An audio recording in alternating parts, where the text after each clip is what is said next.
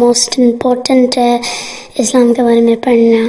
اسلام کے بارے میں پڑھنے کی تم نے اپنا سلیبس پڑھ لیا ناصرات کا؟ پڑھتے ہیں. ناصرات کا سارا سلیبس پڑھو، قرآن پڑھو، ٹھیک ہے. اس کے بعد چھوٹی چھوٹی کتابیں جو ہے نا آسان آسان سی وہ پڑھو. تم نے خوابوں کے بارے میں سوال کیا تھا نا، اردو پڑھنی آتی ہے؟ تو حقیقت الوحی کے پہلے 50 صفحے پڑھ لو، تمہیں خوابوں کی حقیقت پتہ لگ جائے گی.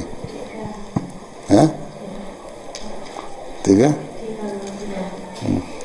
ہاں تو تم قرآن کریم پڑھو گا، ترجمہ پڑھو، اور حضرت مسیح علیہ السلام کی کتابیں پڑھنی ہیں. اتنی عمر میں تم ملفوظات میں سے چھوٹی چھوٹی باتیں پڑھو.